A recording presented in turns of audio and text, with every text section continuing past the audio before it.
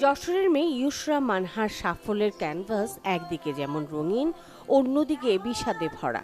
তাকে দেখতে স্বাভাবিক মনে হলেও তিনি জন্ম থেকেই দৃষ্টি প্রতিবন্ধী। দূর থেকে দেখলে স্বাভাবিক আর 10টা মেয়ের মতোই মনে হয় তাকে। সুরেলা কণ্ঠের গান কবিতা শুনে মুগ্ধ হবে যে কেউ।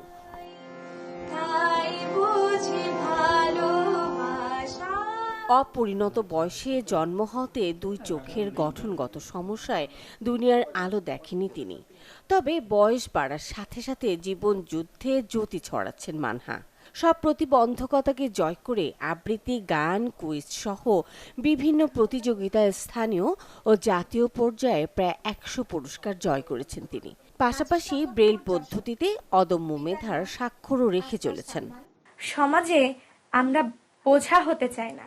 সমাজে আমরা চাই আমরা যেন আজকের পৃথিবীটা সবার জন্য যেভাবে ফ্রি, একটা খোলা মাঠের মতো, সেই পৃথিবী যেন সবার জন্য একই রকম হয়।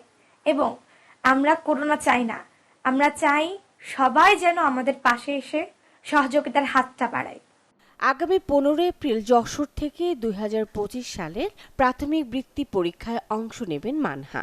তবে এই অদম্য মেধাবীর শ্রুতি লেখক নিয়ে দুই আইনের ঠেলাঠেলিতে অনিশ্চিত হয়ে পড়েছে তার বৃত্তি পরীক্ষা। প্রায় 1 মাস সংশ্লিষ্ট দপ্তরগুলোতে ধর্ণা দিয়েও বিষয়টির সুরাহা না হওয়ায় আতঙ্কিত তার বাবা মা। একই সাথে শিশুটির প্রতিভা থমকে যাওয়ার শঙ্কায় তারা। বিষয়টি সুরাহার জন্য তারা শিক্ষামন্ত্রীর দৃষ্টি আকর্ষণ করেছেন। পরীক্ষার মাধ্যমে আমাদের এক ক্লাস থেকে আরেক ক্লাসে উঠতে হয়, সেই পরীক্ষাতেই যদি ও অ্যাটেন্ড করতে না পারে, ওর মেধার বিকাশটা দেখাতে না পারে, তাহলে অবশ্যই পড়ালেখাটা এখানেই থমকে যাবে। এটা আসলে অনেক বড় একটা ডিসক্রিমিনেশন, কারণ ক্লাস 4-এর একটা বাচ্চা মেন্টালি, ফিজিক্যালি এবং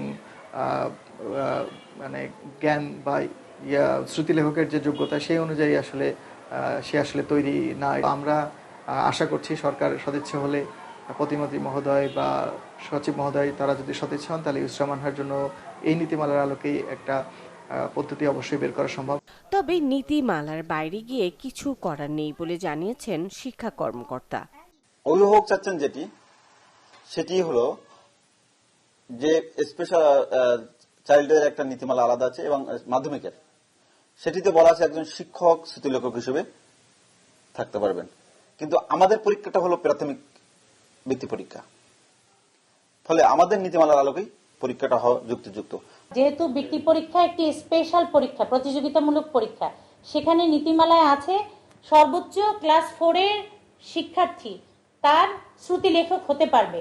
এখন ক্লাস 4-এর শিক্ষার্থী 5-এর বৃত্তি পরীক্ষায় সে যখন দ্রুত লিখবে, প্রতিযোগিতামূলক পরীক্ষা নির্দিষ্ট টাইমের মধ্যে, টাইম ফ্রেমের মধ্যে তার পরীক্ষা শেষ করতে হবে। 100 মার্কের মধ্যে সে তো ফুরিয়ে উঠতে পারবে না, কারণ তার মুখের বলা এবং তার ওই পরীক্ষায় যেটা সে লিখতে চাচ্ছে, সঠিক যেটা সুন্দর করে প্রশ্নের উত্তরটা দেওয়া, সেটা তো 4-এর বাচ্চা তার মুখে বলা স্পিড হাতের লেখার সাথে কুলায় উঠতে পারবে না।